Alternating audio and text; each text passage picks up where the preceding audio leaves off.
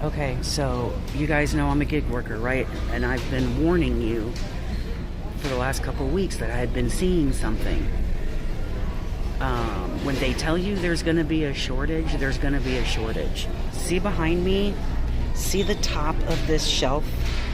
Normally, and I'm in the canned foods aisle, normally this shelf is topped off with overstock. It's all gone. So, yeah, is there a shortage coming? There's a shortage coming. I'm also noticing and I'm in Walmart, I'm shopping an order for a customer. I will also tell you what is becoming very light is the dry pasta. There's been holes in that for the last week. So, y'all need to stock up. Now is the time to do it.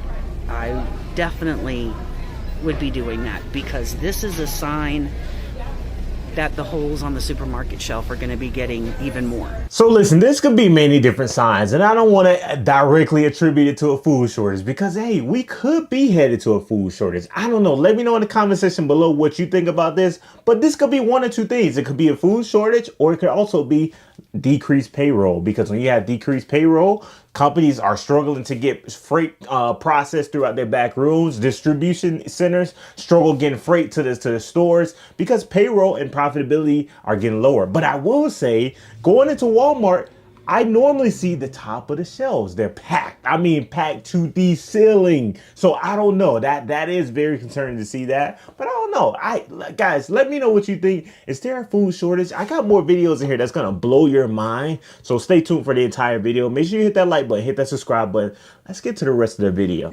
So I came in this morning and they put me up in OPUs because they didn't want to schedule any actual fulfillment team members because somehow a multi-billion-dollar company say they ain't got enough payroll for them. But they got enough payroll for 8 brand new RFIDs that's going to cost you a few $1,000s. But it's not like we don't need them. International ports are shutting down, migrant workers are gone, and food prices are about to skyrocket.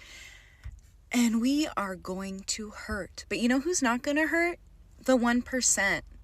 You know how Trump has said he does better in the bad times? They like to manufacture crises to line their pockets while we starve. This collapse is not an accident. It is being very methodically manufactured on purpose by the 1% so that they can do a mass land grab, business grab, because the guys at the top are going to be able to survive this. We won't. The mom and pop stores, the people struggling to pay their mortgages, and the large property grabbing companies are going to swoop up people's homes when they can't afford them. This also allows them to buy up smaller businesses and create huge corporate monopolies. While we're rationing our groceries, living paycheck to paycheck, they're going to be investing in a historically low stock market that's going to skyrocket as they buy up all the homes and businesses. If you want a full breakdown of what the first few months or next few months are going to look like with these shortages, the next 6 months, the next year, next 2 years, all the way to the next 4 years, I just wrote a whole Substack article about what this economic collapse might look like and how that's going to affect everyday people. This was so preventable, and it is being done on purpose because these greedy motherfuckers want to own everything. Thanks to rising tariffs, America is slowly isolating itself from the global food supply. Stick around because what's happening behind the scene might soon change what you eat and how much you pay. Tariffs, once a tool for protecting domestic industries, are now being used to heavily tax imported foods. European wines, fruits, and even specialty grains slapped with extra costs that make them too expensive for most Americans. Some suppliers have stopped shipping to the US altogether, seeing the American market as too difficult to bother with. This isn't about luxury foods. It's about access to healthier and more diverse food options. Options most Americans are losing every day. The truth is, the US food system relies heavily on processed shelf-stable products. Without a steady influx of high-quality imports, Americans will have fewer choices, and the ones left behind are often packed with preservatives, added sugars, and questionable chemicals. Studies already show that highly processed diets are linked to obesity, diabetes, heart disease, and even cancer. If tariffs keep climbing, America's health crisis could get much more worse. Imported food helps stabilize the American market by adding varieties and competition.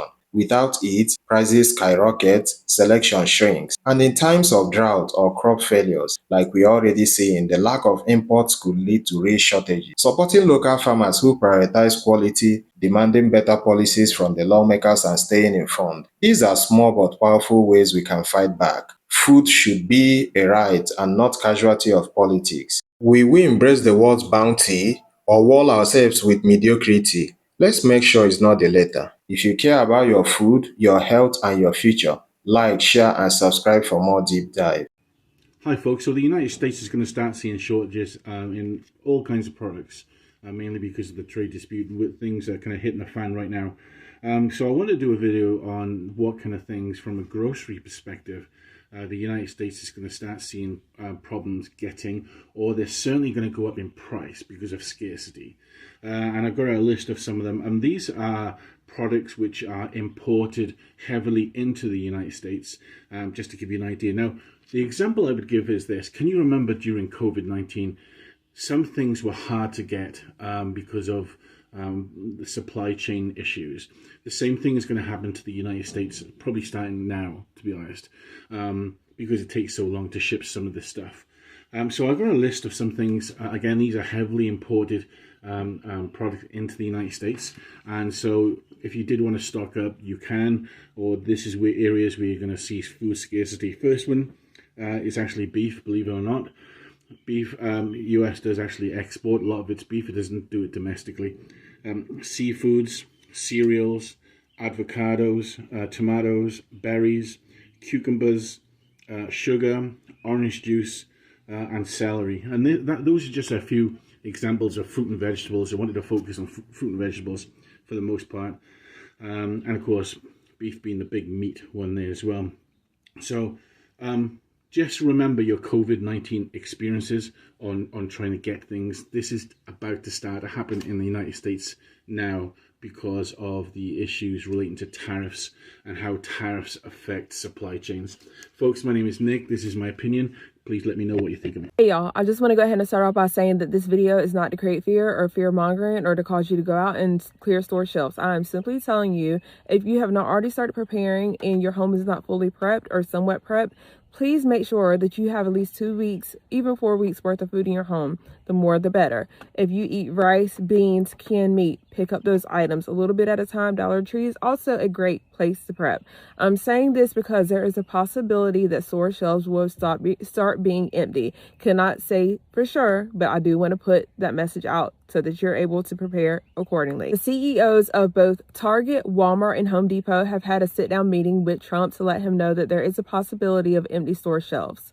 Now, these store shelves are facing the possibility of being empty because of the 145% tariffs and trade policies that have been implemented. Not only will you possibly see empty store shelves, but you also will be seeing price increases, which we have seen come up and down depending on the item, as well as supply chain disruptions. So please keep this in mind. Again, prepare accordingly. Don't clear store shelves. Let's not have a repeat of 2020 where we're hoarding toilet paper but aren't like having food in our home, because what good is toilet tissue if you don't have the food prepped in your home? Fear-mongering is the new word of 2025. And I keep seeing in my comment section, there's always a MAGA in the comment section who's like, oh, you're fear-mongering. When the economy gets better, you know, what are you going to say then? Are you going to apologize? And listen, at the end of the day, fear-mongering is not, it's not fear-mongering when people are telling the truth, okay? Now, I don't want to come in this video and say that, oh, there is going to be a food shortage. There's no longer going to be eggs on the shelf. There's no longer going to be water. There's no longer going to be paper towels, food, meats, whatever.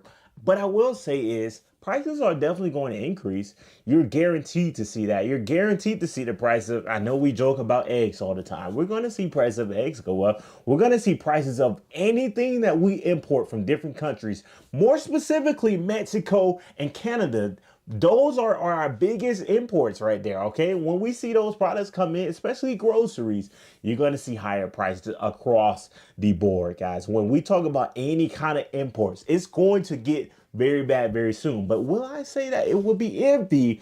I don't know. There's even videos. I'm gonna put one up here right now as I'm talking, guys. They're literally walking around Walmart and there's no meat inside the cooler. Like, I don't know, guys. Like, seeing that video right there, it blew my mind. I don't know. I don't know what to really see. And maybe that was just an empty store. Ow. Let me know in the comment section below. It's just crazy out here right now. But hey, this next video is also gonna blow your mind. Check this out. Listen, if y'all think it's a game, when that top shelf, see that top shelf?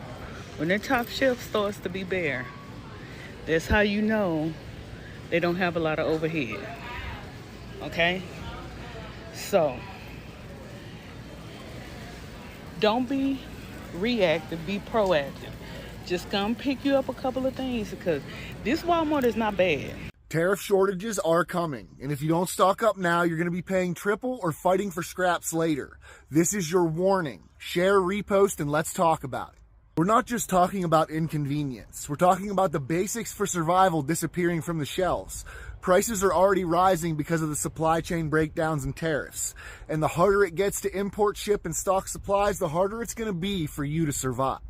Ask yourself right now, what are you doing to get ready? Here's what's about to vanish or triple in price. Morale boosters like coffee and tea, cereal grains, bread, oats, rice, and pasta, dairy products, fruits and vegetables, core protein sources like pork, beef, and seafood. We're already seeing the U.S. beef supply strain because of the heavy reliance on imports. And if you don't have a direct source like a local farmer or rancher, you'll be stuck paying premium prices or going without. But it's not only the food. Expect severe shortages in diapers and baby supplies, laundry soap, and personal hygiene items, all critical products to avoid illness and disease. Clothing and footwear, especially for the growing kids. Electronics, appliances, and basic home goods. Now think medical equipment, solar panels, batteries, furnaces, water heater, air conditioning, refrigeration. It's not just the finished products. You have to keep in mind the imported components for products made in America as well. Unless this is all turned around, the shortages are coming. Stock up, lock in your essentials, because in a real crisis, the prepared don't panic, they survive.